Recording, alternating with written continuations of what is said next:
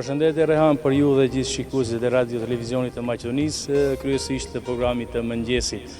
Ashtu si që theksuat, sot kemi zgjedhur që të flasëm për transportin urban apo transportin publik në qytetin Tetovës, një ndër transportet i cili me vitet e tëra është pritur nga ana e qytetarëve dhe që i ka munguar qytetit e Tetovës, por siç duket pas 3 viteve, më shumë se 3 vite, tani kjo ndërmarrje po funksionon me të gjitha nishanet të themi të kësaj ndërmarrje. Sot në Tetovë, siç po shihet, është një kohë me diell, është një kohë e cila sipas meteorologëve pritet edhe të ndryshojë gjatë pasditës, ndërsa kjo është ajo që duket bukuria e qytetit. Pranë me kam edhe drejtorin e ndërmarrjes publike të transportit Arber Ajdini, i cili njëherë faleminderit që pranove ftesën që ti je gjithmonë pranë për të bashkëbiseduar. Faleminderit edhe juve. Mirëmëngjesit të gjithë teleshikuesve tanë që po na ndjekin tani. Transporti publik, atëherë siç edhe theke, momentalisht zhvillohet shumë mirë dhe nuk ka asnjë lloj pengese. Mundohemi që me kapacitetin tonë që e kemi të shërbejmë të gjithë qytetarëve. Atëherë këtu është vend parkingi ku fillon e gjithë puna e ndërmarrjes transportit publik. Si është orari, fillon nga ora 8 e mëngjesit dhe deri te ora 23 nëse nuk gaboj. Jo, faktikisht fillon më herët, domethënë linja e parë që fillon është ora 6:20 dhe linja e fundit realisht duhet të mbaroj diku ka ora 11:23. Atëherë si funksionon, sa të punësuar ka dhe si janë, a kemi ndonjë vështirësi gjatë funksionimit të punës të kësaj ndërmarrje? Pjesa operative përfshin një numër prej 15 punëtorësh, kurse pjesa administrative një numër prej 12 të punësuarve.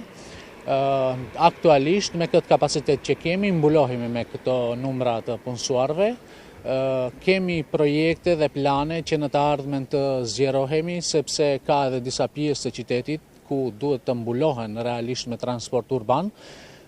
Gjithashtu, ndërmarrja për transport dhe komuna e Tetovës kemi plan që realisht t'i përfshijmë edhe fshatrat, siç janë fshatrat e Malësisë, ku aktualisht kemi një projekt që do ndërlidhet edhe me turizmin malor, ku do të shërbej të gjithë qytetarëve dhe banorëve të atjeshëm që të kenë qasje më të lehtë. Ku jemi te numrat edhe pse në statistika, mendoni sa është numri i udhëtarëve të cilët e shfrytëzojnë transportin urban në Tetovë? Aktualisht kemi një numër, domethënë sipas statistikave të fundit, kemi një numër mbi, domethënë diku te 3000 udhëtar brenda ditës shfrytëzojnë transportin publik.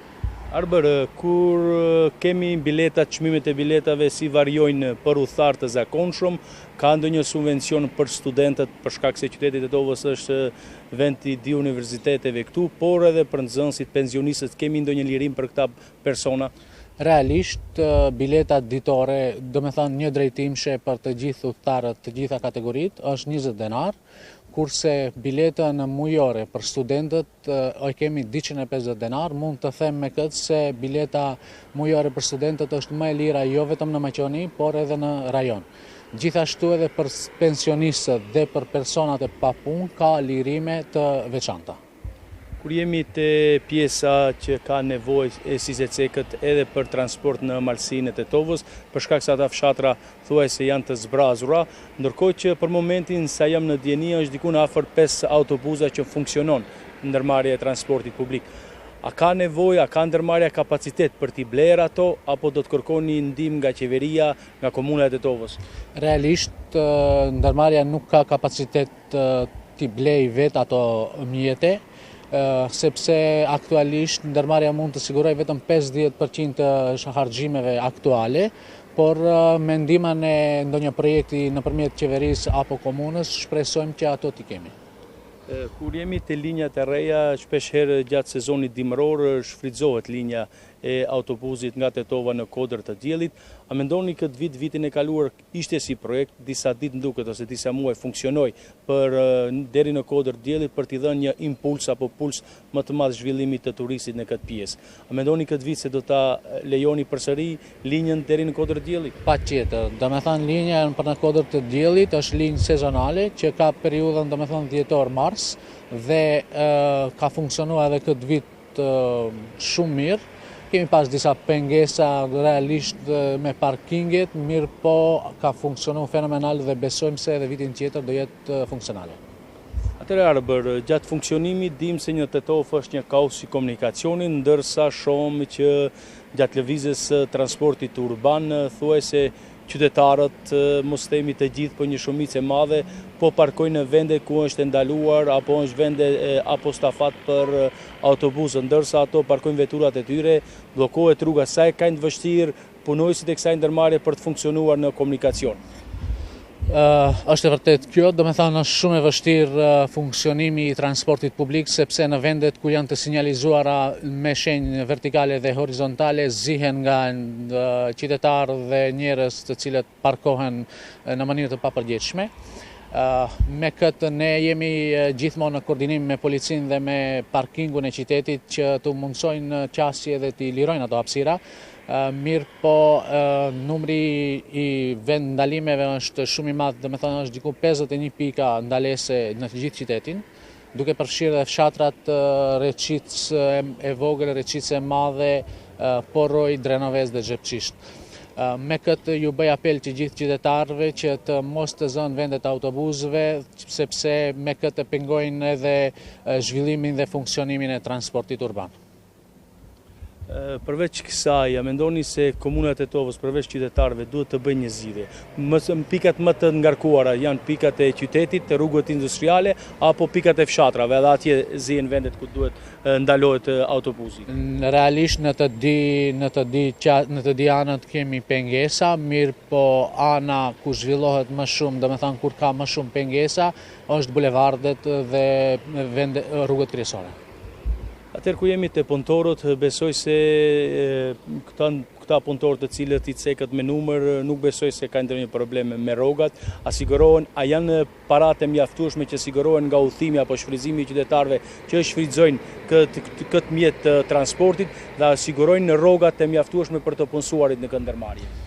Realisht, do me thënë me këtë qarkullim që kemi, rrogat sigurohen, si që thash edhe më herët, 50% të shpenzime mbulohen nga ky qarkullim, kurse 50% shi tjetër duhet sigurohet nga subvencionimi i komunës.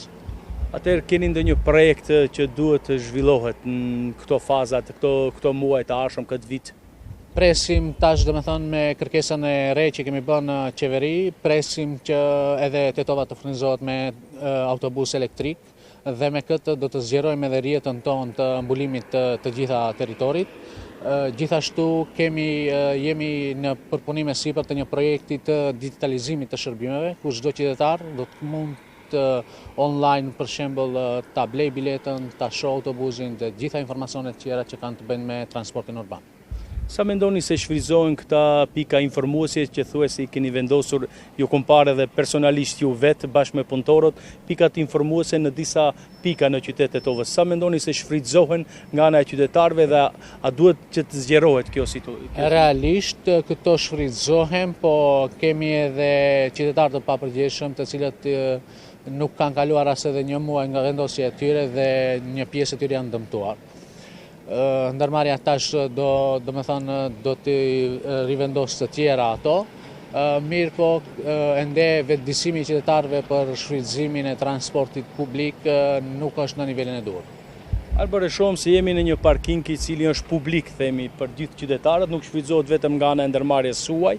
A mendoni se ju duhet ndonjë vend i veçantë i parkingu për të parkuar autobusët dhe mos pengoni as ju qytetarët, po as qytetarët juve?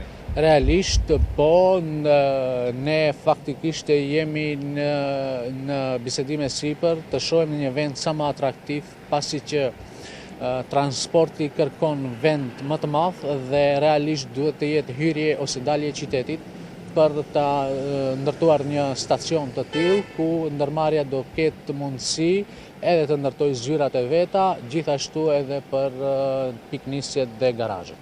Si ndërmarrje keni propozuar ndonjë projekt në lidhur te komuna e Tetovës, për shkak se ajo bart projektet e mëdha? Realisht ne kemi një projekt, mirë po siç e thash edhe më parë, është problematik gjetja e një vendi më atraktiv. Ka vende ku janë publike, mirë po janë vende të paqasshme për autobuzët e qytetit, janë vende që nuk hi autobuzi i qytetit dhe realisht tash jemi duke menduar në një alternativë në daljet e qytetit që të shohim një vend më të posaçëm. Albert, faleminderit që zgjodhe dhe për shkak të kushteve të apo të themi për angazhimeve tuaja. Faleminderit shumë që ishi sot mëngjes për të na njoftuar sadopak për problemet të mira dhe të këqijat apo funksionimin e transportit urban në Tetov.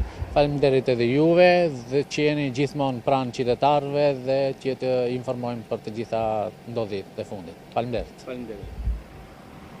Atëherë, ran këtu ishim bashkë me drejtorin e ndërmarrjes së transportit publik në Tetov, zotrin Arber Ajdini, i cili në pika të shkurtra na ka folur për funksionimin e ndërmarrjes e cila po funksionon në qytetin e Tetovës. Si thash edhe më herët, tani e më shumë se 3 vite kjo linje transportit urban po funksionon në Tetov, në disa pika siç fillon nga Universiteti i Evropës jug lindore, mund të themi deri te pika në hyrje të Tetovës, siç është rreth rretullimi tek minjëherë tek një qendër tregtare që është në hyrje të Tetovës. Këta ishin informacionet se i përket funksionimit të transportit publik në Tetov. Nëse nuk keni ndonjë pyetje, atëherë bashkë miropafshim në linjën të reja.